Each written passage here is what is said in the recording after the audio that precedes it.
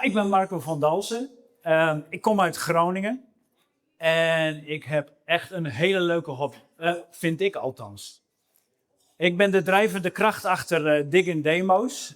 Dat is een project die heeft als missie om alle Nederlandse demotapes die ooit gemaakt zijn te verzamelen en te archiveren. Omdat ik vind dat dat muzikale erfgoed bewaard moet blijven. Ik ontmoette Jos zo 10 jaar geleden. Toen ik had dit bandje ergens opgegraven. De tweede demotape van Social Security. De eerste was zonder Jos, de tweede was met Jos. En ik interviewde hem toen voor een lang verhaal. En ik pak eventjes een papiertje erbij, want ik laat jullie even wat anekdotes horen en die verdienen het om goed zeg maar uit te spreken. En die zeggen veel ook waarom we hier zijn. Groningen 1968. Jos Haier is 16 en houdt van experiment en alliteraties.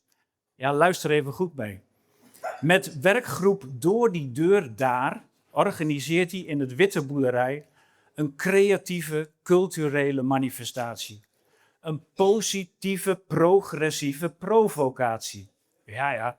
Waarmee hij leeftijdsgenoten wil uitdagen om op te treden en te experimenteren. Zelf heeft Jos al lang geen drempelvrees meer. Hij ontwerpt psychologische posters en speelt in Hades Hackney Coach, dat experimentele hippiemuziek maakte. Jos studeert aan de Academie voor Sociale en Culturele Arbeid. En na zijn studie vertrekt hij naar Heerenveen, waar hij in jongerencentrum Het Pakhuis gaat werken. En net als in Groningen gebruikt hij popmuziek om jongeren uit te dagen en in beweging te krijgen. Zelf blijft hij ook muziek maken. Met Piet Werkman vormt hij het duo Scabs, waarover de Leeuwarden Courant in 1976 schrijft: voor eigen publiek waagde Jos zich aan creatief vocaliseren, waarvoor behalve moed ook een verfijnde stembeheersing nodig is. En zowaar, het kwam eruit. In het Pakhuis organiseert hij talloze concerten en tijdens open podia komen muzikanten overal vandaan. In die scene wordt de verzamel-LP Groeven uit Heerenveen opgenomen. Maar dat schiet bij sommigen in het verkeerde keelgat, omdat het standbeeld van Fedde Schurer, dichter en voorman van de Friese cultuur, op de hoes is afgebeeld met een pruik. En Jos krijgt een schadeclaim aan zijn broek van 1000 gulden per nog te verkopen plaat. En dat doembeeld van die miljoen gulden boete doet hem het besluiten om een brown paper bag noodhoes te maken. En ik zag er net eentje liggen. En dat moment vormde het getergde startschot voor Jos om een eigen platenlabel te starten. 46 jaar geleden, toch wel. En op dat label is een van de allereerste bands Social Security. En de band vraagt op een gegeven moment aan Jos of hij niet mee kan doen als zanger. En Jos zegt, waarom niet? En zo is het ontstaan. Vaak bij optredens in het begin, het eerste deel spelen ze live zonder Jos. En het tweede deel met hem. Dan kwam hij op, na de pauze kwam hij dan op. En Max Palvenier, muziekjournalist van het Nieuwsblad van het Noorden toen nog, was getuige van zo'n gespleten optreden. In Groningen, in het andere Pakhuis. Nou, quote. Het oeuvre dat ten gehore werd gebracht was vooral in de eerste zet van constant hoge kwaliteit. De tweede set die Social Security verzorgde was, naar mijn mening, minder consistent. En dat was vooral te wijten aan de inbreng van zanger Jos Haier. Waren het daarvoor Harry Sandstra en Martin Ploeg die de vocalen voor hun rekening namen? Nu moest er, omwille van het visuele aspect, zo nodig iemand toegevoegd worden. Die ook nog eens door de beperkte mogelijkheden van zijn stem slechts afbreuk deed aan de muziek. Nou, de meeste mensen zouden daarna gestopt zijn. Wij weten inmiddels dat dat slechts de mening van een enkeling was.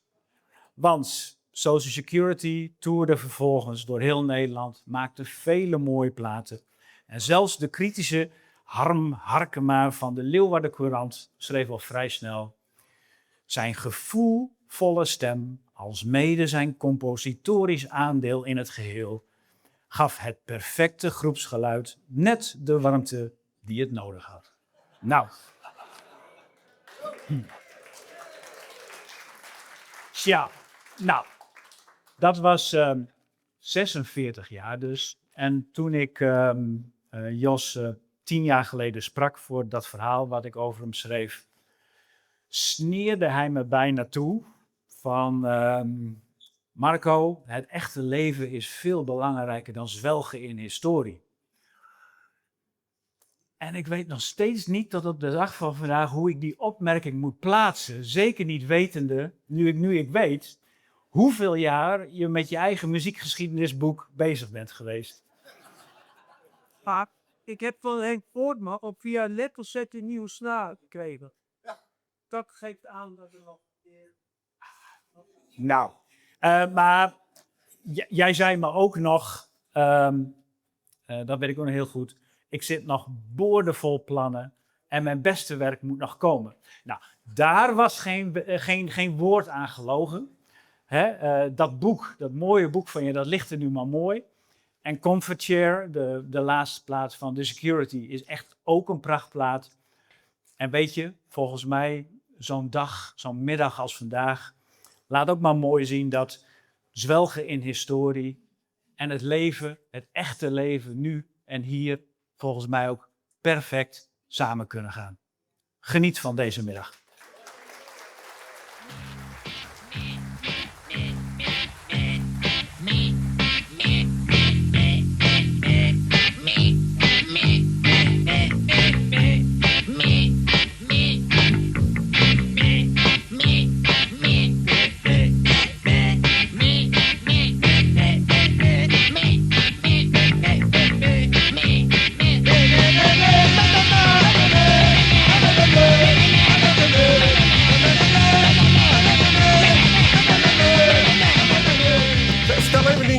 Voor dit boek.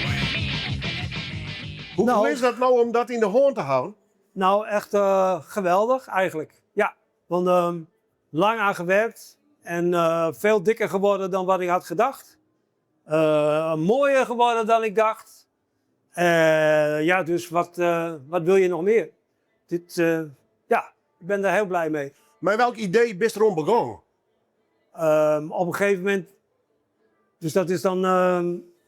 Toen Top Hall ongeveer 40 jaar bestond, toen dacht ik van, het wordt wel eens tijd om mijn archief op te ruimen. Om eens plaats te maken, want toen wou ik nog meer eigen muziek gaan maken. En, maar ja, dan kom je al die dingen tegen, al die foto's en archiefstukken van bands en dergelijke. Die had ik allemaal wel bewaard, maar ook niet allemaal op volgorde. En toen dacht ik van ja, eigenlijk is het zonde dat ik dit allemaal weggooi. En dat mocht ook niet, want mijn digitalisator Wouter Cruijff, die was inmiddels al wel bezig om het Top Hall catalogus te digitaliseren. En die had al een heleboel dingen gedaan. En ik dacht van, dan ben ik die tapes kwijt. Die bracht ik gewoon naar zijn studio in Utrecht toen. Ik denk van, die zie ik nooit weer terug. Komt hij even later met een auto vol met die tapes weer. Zegt hij van, ja, maar je weet nooit of er straks nog betere manieren zijn om te gaan digitaliseren. Dan denk je van, shit, dan zit mijn zolder nog steeds vol gewoon. Nou, dan moet ik toch op een andere manier proberen dat leeg te krijgen. En dus toen ben ik alles gaan verzamelen. Op volgorde leggen, de A bij de A enzovoorts. En toen dacht ik van ja, moet eigenlijk wel wat over geschreven worden. Hoeveel platen hast u uitgebracht uiteindelijk? Nou, hier staat dus ongeveer 213 nu of zoiets. Maar er zitten dus ook digitale uitgaven bij. Dus ja, zeg 150, 100, 160 echt fysieke, 180 echt fysieke dingen. Zoiets ongeveer. Is er in Gruttelijn een soort rode lijn in die catalogus te vinden? Dus dat is wel echt de tophole vingerafdruk. Nou, dat staat ook in het boek. Dat is een beetje moeilijk. Kijk, als ik op een gegeven moment... Kijk, ik begon natuurlijk eerst met Mark Focko. Dat was ska. Een beetje punk ska, was ska gewoon. Een fantastische band. En dan komt de Security. Dan komen de Toilets. Dat is allemaal wel een beetje independent, weet je wel. Maar ja, toen werkte ik samen met Michiel Hogeboezem, u niet onbekend. Of in Friesland. Die had de Fandango. Dus dat was al een beetje funky, weet je. Dus dan ben je eigenlijk al van het punkerige pad af. En ik dacht van, ja, maar waarom zou ik dat ook niet doen? En dus eigenlijk is de hele lijn gewoon een beetje mijn eigen smaak. Maar ook mensen die ik ken, die ik leuk vind, kansen geven om dingen te doen. En dat is dus de rode lijn eigenlijk gewoon. Nou ja, en referent aan de titel van het boek. Waren het allemaal eigenwijze acts die je uiteindelijk hebt getekend? Ah, kijk, natuurlijk niet allemaal. Er zijn natuurlijk ook... op een gegeven moment werk je samen met andere bedrijven. Hè? Dus met Via Records uit Hilversum. En dan komt er wel eens iets dat je zegt van... Oké, die kunnen we op tophole doen. Maar uiteindelijk is toch het grootste gedeelte... Ja, dus sta ik wel, daar sta ik wel achter. Dat is heel leuk. Maar kijk, en op een gegeven moment had je dus de Raggende Mannen. En dat werd een groot succes. En die zat bij de uitgeverij Peer Music. En wie zat ook bij uitgeverij Peer Music? Dat was Anneke Greunlo. Kijk, en die kans laat je natuurlijk niet lopen. Dus je kan moeilijk zeggen dat Anneke Greunlo staat voor wat tophole bracht. Maar het punt was, de Raggende Mannen... Anneke Greunlo maakte dus een plaat in het Italiaans, Quello che sai. En dat was voor een Italiaans homoblad. Kijk, en dat vonden wij dan wel weer juist heel grappig. En toen we later dan in de stad Schouwburg in Amsterdam het feest hadden van de presentatie van Anneke Greunlo, haar cd, speelden de Raggende Mannen daar een liedje tot, moet ik wel zeggen...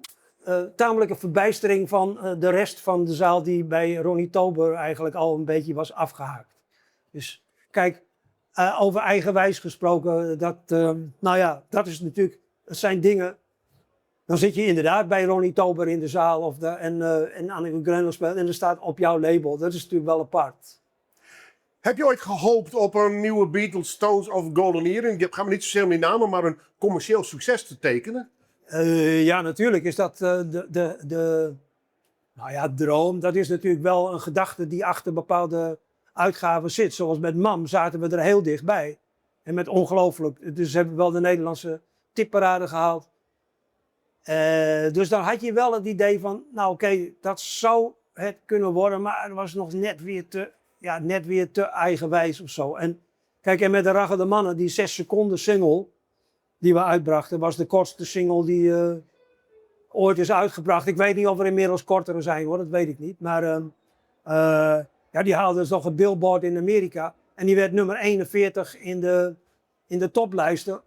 Maar die had eigenlijk veel hoger gemoeten. Maar dat wou men niet, omdat het maar 6 seconden was. Dus die hit, ja, dan ben je eigenlijk zelf bezig om je eigen hits om zeep te helpen. Maar En natuurlijk denk je wel... van nou, dit zou wel wat kunnen worden. Het punt waar ik dan als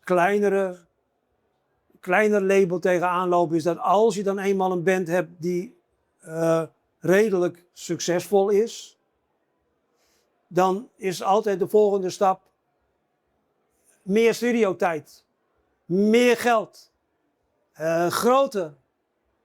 En daar gaan clubs als Heerenveen, voetbalclubs ook, en Venlo zo ook aan stuk. Die spits wordt weggekocht. En dat is mij dus ook wel een paar keer gebeurd. Burma Shave door Sony Frankrijk. The Wrong, een fantastische plaat. Door Sony in Amerika. Want die konden in Amerika een carrière opbouwen. Nou ja, zo zijn er wel meer voorbeelden. En natuurlijk hebben we in de stal Weekend at Waikiki gehad. Met daarin de onvolprezen Tom Hogeborg. Hier staat Junkie XL. Junkie XL. Hij staat hier in het boek. En daar weten we allemaal van dat dat een groot succes is geworden natuurlijk. En die is nog steeds super trots op wat hij in Friesland zag. Want dat vind ik echt leuk om te vermelden. Hij als klein jongetje zag Harry Zandstra spelen in Leeuwarden in de popbunker. En Bob Schaarsma trouwens ook later. En hij zei, dit wil ik ook. Dus dat staat in zijn eigen woorden te lezen in dit boek. En hij zegt, want dat maakte zo'n indruk op mij. En toen ik wou dit ook. Nou, en de resultaten zijn natuurlijk wereldwijd te beluisteren. En Michiel Hogeboezem natuurlijk, met wie ik begon op te nemen. Ja, Weekend Niet You als wereldhit. Dus uiteindelijk, je kan ook zeggen, Jans Slimbach en ik hebben dit boek gedaan omdat we dachten van, hé kijk, het zijn misschien niet allemaal de toppers, de topbands, maar uit deze bands zijn zoveel mensen gekomen die succesvol, of die in de muziek door zijn gegaan. Laatst was ik in Simplon in Groningen, zag ik de Niemanders. Fantastische band. En met Rocco Oosterman, de zanger. En die zat bij Magic Fish. En die zat op Top Hole. Die heb ik uit de sloot gevist, zegt hij zelf in dit boek. En hij doet het nog steeds, weet je wel. En dat soort dingen, nou, daar ben ik heel trots op. Dat je carrières van mensen hebt doorgegeven. Mogelijkheid gemaakt dat ze door konden gaan met muziek maken. Ja. Waar komt er nou vandaan? Top al. We zaten met Mark Fokko bij een van de bandleden in Leeuwarden. En de naam kwam naar voren. Ik weet niet, volgens de legende heeft veel meer... Ach nee, een van de bandleden van Marco heeft... Of van dit moet even ook. Van Mark dat gezegd, Tophal. Want die zei altijd Tophal, blijkbaar. En ik denk dat dat misschien wel waar is, ik weet het niet. En Tophal is een Engelse uitdrukking voor geweldig. Dus toen zijn Mark Foggo en ik zijn dus eigenlijk begonnen met dat label. Maar ja. Jos Haar, wat is het nou? Muzikant, buurtwerker, jeugdwerker, label, platenbaas, commerciële jongen. Is er ergens iets te vinden in Jos Haar of is het van alles wat? Nou, buurtwerker, jeugdwerker, dat kan je wel vergeten. Maar nee, ja, muzikant en dus inderdaad, ja, liefhebber eigenlijk. Ben je ooit zakenman geworden? Ik moet het antwoord daarop toch wel schuldig blijven. Ik denk dat ik niet een echte grove zakenman was en ben. Je hebt natuurlijk wel je gaat natuurlijk wel over bepaalde dingen rekenen en zo van kan dit niet. En dat zou je zaken kunnen noemen. Waar ik wel blij mee ben is dat ik eigenlijk, nou toen ik bij het pakhuis ging werken had ik eigenlijk ook al geen baas. En toen ik heb daar zelf ontslag genomen. heb ik nooit meer een baas gehad. En ik heb van al mijn hobby's redelijk kunnen bestaan. En dat is dus een beetje tekenen, een beetje muziek maken, een beetje grafisch werk en een beetje kletsen. Nou ja, ondertussen is eigenlijk datgene wat je toch het meest, dat is toch wel muziek maken. Dus vanaf nu geen boek meer en gewoon muziek doen. En nog steeds eigenwijs? Ja.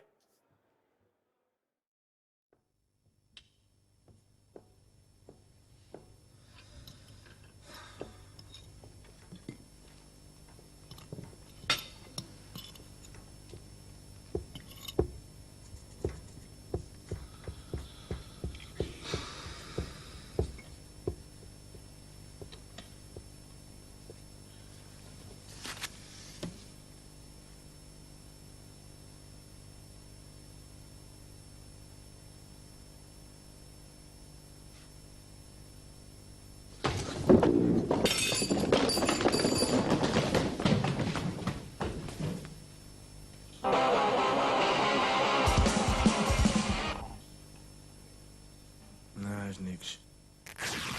Gefeliciteerd, prachtig boek. Ja, dank je.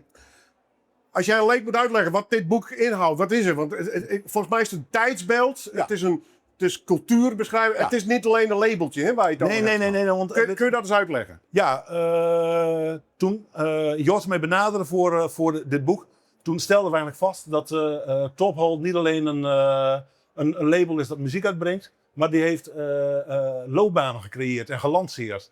En niet alleen in de muziek zelf, maar ook zeg maar, niet alleen op het podium, maar ook buiten het podium. Dus je hebt producers als Michael Hogenboezem, Tom Holkenborg, die via Top Hole zijn eerste muziek maakte en zijn eerste plaatproducties deed.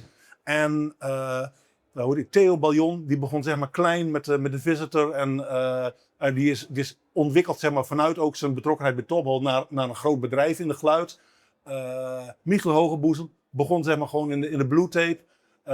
En is uitgegroeid tot een producer van wereldfaam. En zo zijn er een heleboel artiesten die betrokken waren bij Top Hole. Artiesten, maar managers, DJ's, boekers, noem maar op. Die zeg maar allemaal op een of andere manier en via Top Hole en natuurlijk ook via zichzelf. Maar die zijn gewoon, die hebben zichzelf een carrière ontwikkeld. En het mooie vind ik van sommigen die zijn die zijn begonnen, net als Jos zeg maar. En die zijn nooit opgehouden, want ze zijn allemaal nog bezig. Dus dat vind ik juist heel leuk. Is Top Hole in dat opzicht een soort spil in het web geweest? Met als hoofdpersoon natuurlijk Jos Haan? Ja, nou, maar dat zit ook in Jos' natuur. Die is zeg maar, van huis uit sociaal-cultureel werken. Dus die is heel erg enthousiasmerend, aanmoedigend, aanjagend. En die wil altijd zeg maar van, dit kun je, dus ga het maar doen. En zo heeft hij zeg maar, volgens mij ook de muziek benaderd van, hier kan ik wat mee. En dan in de zin van, dit is leuke muziek, dit moet gehoord worden, dus dat ga ik doen. En hij dacht niet direct na over van, wordt het een top 40 hit of niet? Hoe heb je het geschreven? Wat kunnen alle mensen de boeken open doen? Wat lezen ze?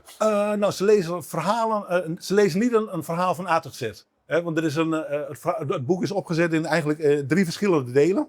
En ik zal eens even kijken of eigenlijk wel meer delen. Hier heb ik een goed voorbeeld. Er zijn dus zeg maar, ik heb gekozen voor een stuk of, ik denk 20, 30 hoofdrolspelers uit de geschiedenis. En het is een grote geschiedenis. En omdat dus daar heb ik echt allemaal interviews mee gemaakt. Dus een heleboel interviews met Jos ook, gewoon over zijn hele loopbaan. En ik heb met muzikanten gesproken, DJ's. Dus ik noemde er al boekers. Gewoon alle studiobazen. En die zijn allemaal in die verhalen gemaakt. Ik heb onder andere een heel leuk verhaal gemaakt met de mensen met Fopperland van Strawelter. En dat was echt geweldig. Er is ook de subtitel van het verhaal, dat is M-Ban. Want ik kende Strawelter niet, maar ik vond het echt een geweldig verhaal wat Fopper vertelde. Dus dat was hartstikke leuk. En dan hebben we zeg maar, die verhalen, die hebben we zeg maar, zo gemaakt. En dan is er een tijdlijn. Dus we hebben eigenlijk vanaf het begin van Jos' carrière eigenlijk gewoon in de muziek. Dat is in de jaren 60 tot nu. Het boek eindigt in die tijdlijn met de dag van vandaag, de presentatie. Heel grappig dat hij dat zeg maar, zo heel erg meta heeft bedacht, zeg maar. En dan hebben we zeg maar, daarnaast de tijdlijn, verhalen. Ten slotte hebben we hier nog de hele catalogus. Die komt zeg maar, in het hele boek voorbij. Dus je kunt eigenlijk verhalen lezen maar dan moet je weer terug. Want dan denk je van, oh, ik heb hier nog wat onderin gemist. Dus zo kun je eigenlijk, het boek kun je zeg maar 3 keer doornemen. En dan heb je nog alles niet gelezen. Wat voor klus was het voor je als schrijver? Een hele leuke uitdaging. Want ik heb namelijk al mijn helden uit de Nederlandse popmuziek van de afgelopen 20, 30 jaar heb ik gesproken. Dat was, ik heb groot ontzag, ik ben een liefhebber. Ik heb groot ontzag voor de muzikanten die zeg maar mijn jongere jaren en nog mijn huidige bestaan kleur hebben gegeven. En daar ben ik ze heel erg dankbaar voor. En ik vond het nu geweldig om gewoon met ze van gedachten te wisselen over wat zijn je overwegingen geweest? Waarom wilde je dit? Hoe ervaar je dat op het podium te staan? En wat heeft zeg maar Jos en het label voor jou kunnen betekenen in die hele geschiedenis? Ja. En nou ja, ik vond het heel leuk om die verhalen te maken en op te schrijven. En dat heeft mij denk ik rijker gemaakt zeg maar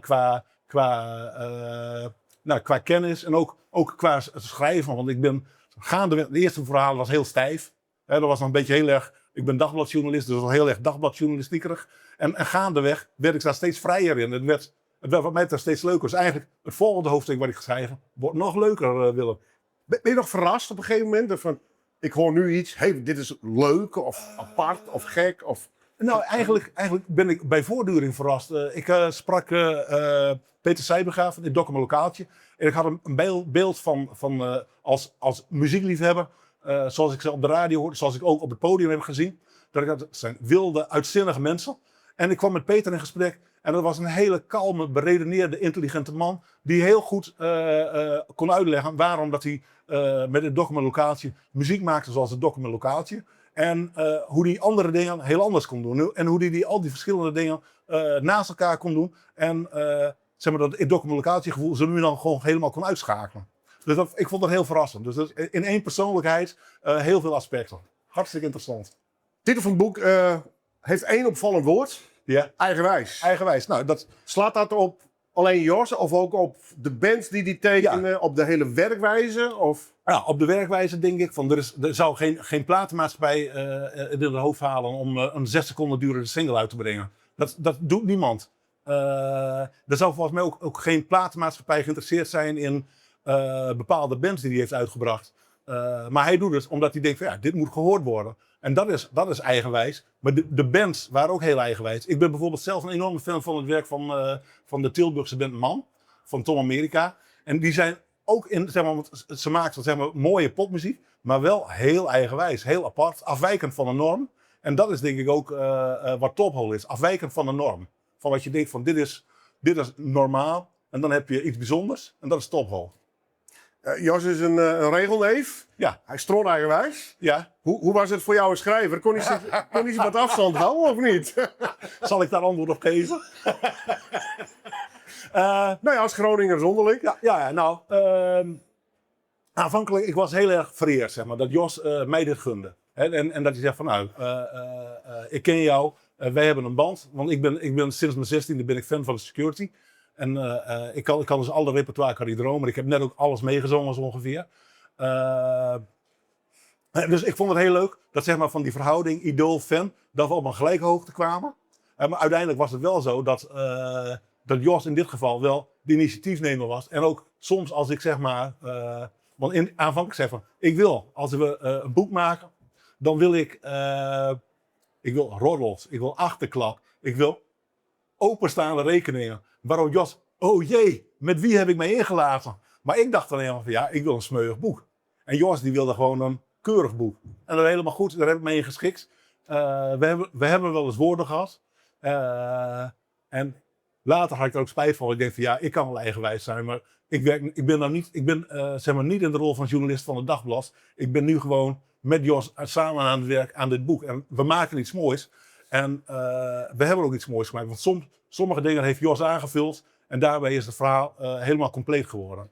Dus ja, ik was uiteindelijk wel zeg maar, soms dienend, soms leidend. En soms was het andersom.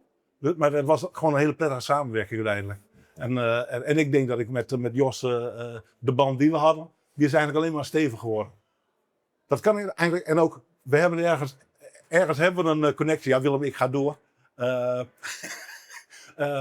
We werden al geïnterviewd voor de krant. En ik dacht van nou, Foppe Land die vertelt in een van de verhalen dat hij toen hij de eerste plaat van Klinkhamer ophaalde, toen heeft hij bij een bakker haalde die Oranjekoek op. En dat presenteerde hij aan Jos omdat het een feestmoment was. En ik denk van nou, het boek hebben we geklaard.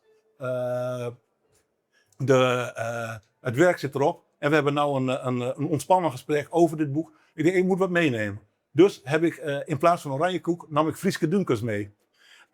Want ook het Duchem locatie zingt ook over IJs-IJzinga, van IJzer kom nou leven. Ik heb koffie met Dunkers erbij. En toen dacht ik, nee, in Dunkers is gepast. Jos die kijkt me met die Dunkers en zegt, wacht even. Hij gaat naar de keuken, komt terug met, ik heb ook Dunkers gekocht. Dus ergens, kijk, wat Jos uitbracht vond ik goed. Wat hij maakte vond ik goed. En ook onafhankelijk van, als ik in de clubcircuit een band zag, denk ik, hey, dit is een leuke band. En dan even later lag er een plaat en dan denk ik, tophol. Dus ergens hadden wij een soort band. Dat het zo moest zijn dat we met z'n tweeën bij elkaar kwamen om dit boek te maken. Ik heb ook altijd gezegd, of ik ben wel eens aan boeken begonnen. Na een A4'tje hield ik ermee op, vond ik het niet meer leuk. Ik dacht, als ik ergens wel mee doorga, dan zou het boek zijn over tophol. En toen kwam het telefoontje. Ja. Hoor. VPRO's Vermiste 5. En we zijn door de nieuwe heen vandaag. Voor de tweede week wel in de Vermiste 5. Wil met u neuken. En dat is geen pornoboekje, maar het is de eerste mini-LP van de Leeuwardse sensatie It Dokkumer lokaaltje. Klunen in de dunen. Meiden in het zand, kunnen kort aan de gang. Met de regen stikken ballen en de lek kan door de ballen. Klunen in de dun,